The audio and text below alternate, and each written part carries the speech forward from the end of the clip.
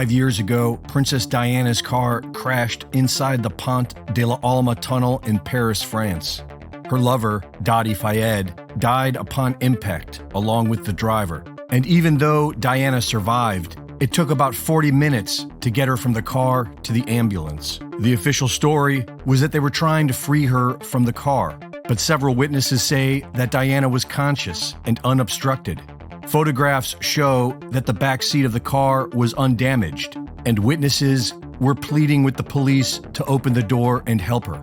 Once in the ambulance, it took about 40 minutes for them to choose a hospital, and when they finally set off, the ambulance drove at a snail's pace and made several stops, taking about 40 minutes to drive less than 4 miles. Doctors were turned away, witnesses were strip-searched, cameras were confiscated. No evidence was gathered, no blood samples were taken, and by 3 a.m., the entire scene was sprayed down with high-pressure water hoses. Mercedes wanted to study the wreckage to see why it failed so badly, but they were denied. Diana's body was taken by the royal family, who had her reproductive organs removed before burying her remains.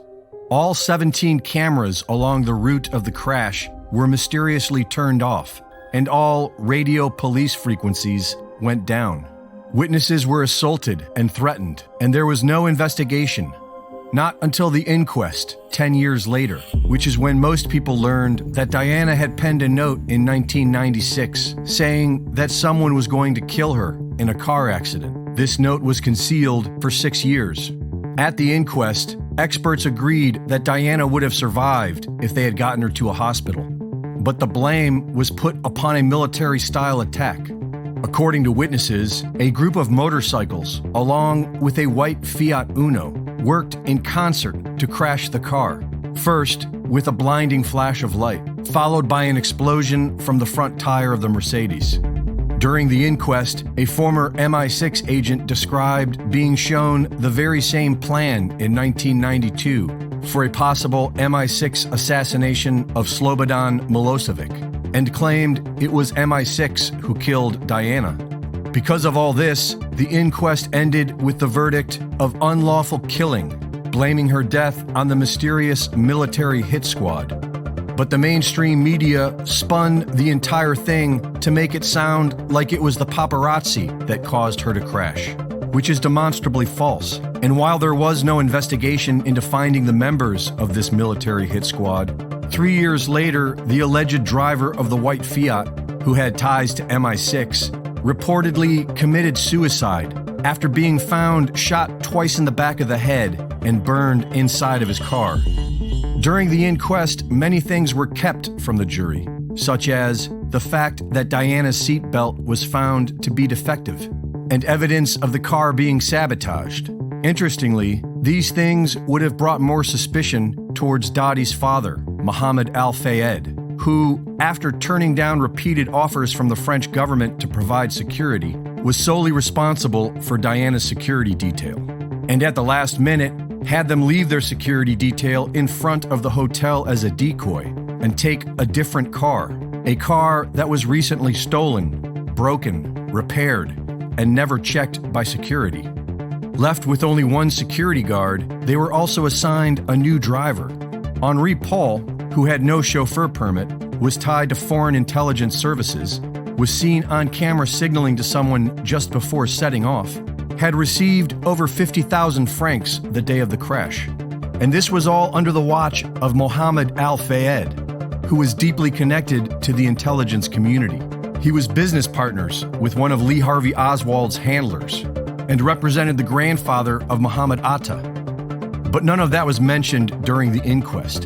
Instead, with the help of pop culture agents such as Howard Stern and Piers Morgan, Mohammed Al-Fayed has provided the world with the cover story that Diana was pregnant with Dadi's child and Prince Philip had her killed because he's racist, which seems like a strange cover story. That is, if you don't realize that the entire thing was a satanic ritual. Rituals are meant to be witnessed, and the death of Diana is steeped in satanic ritual. The royal family, originally known as the Saxe-Coburg-Gotha bloodline, changed their name to Windsor to sound more British. Their inbred family is traced back to Vlad the Impaler, otherwise known as Dracula. And with several proud Nazis in the family, including Prince Philip, the royal family is obsessed with pagan ritual and all things occulted. According to the carefully planned breeding of royal bloodlines, the marriage between Diana and Charles was for the Merovingian ancestry of Lady Diana to be seeded into the royal family.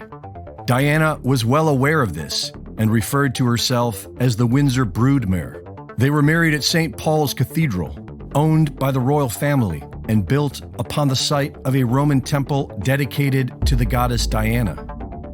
According to occult beliefs, the goddess Diana was Lucifer's consort, and on August 13th, 1313, they produced a magical daughter named Aradia. In Freemasonry, this same trio is known as Osiris, Isis, and Horus. This same ritual is shown in the Roman Polanski film Rosemary's Baby, where the innocent virgin is unknowingly recruited by a satanic cult to mate with Lucifer and spawn a child. After the birth of Prince William, Diana became a threat to the family. She had major influence and used it to shine a light on the family's powerful interests, such as the endless war machine. Her life was being threatened, and she told several friends that the family was going to kill her.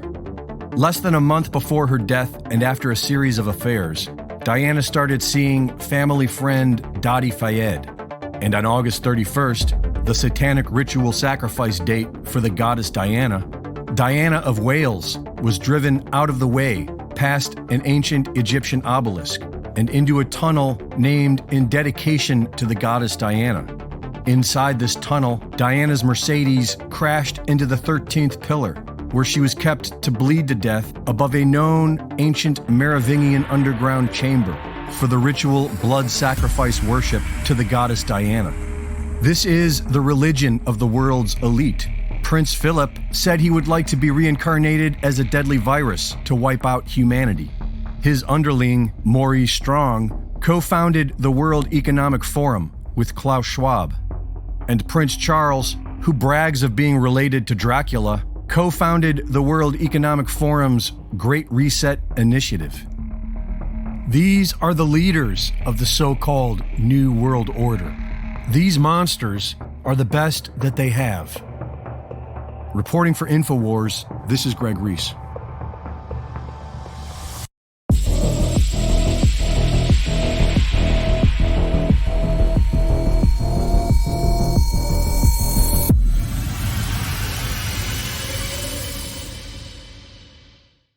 Thank you for watching the latest Greg Reese Report.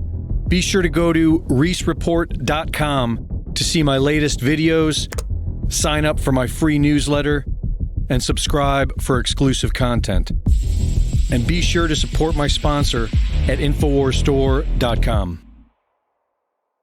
We are now living in the void, sliding towards collapse in the strange space between what we've known and what's to come. And right now, the most important thing to remember is don't panic. Stay calm, because now is the time that we must get our bearings and steer the ship onto a safe, sound course. There is nothing stopping we the people from making our own rules and building our own society. All we got to do is survive the crash. And right now, we still have time to prepare.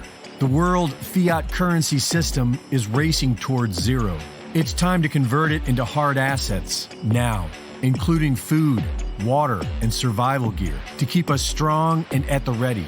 Go to preparetoday.com for the essentials: storable foods, water filtration, first aid, power, and more at preparetoday.com.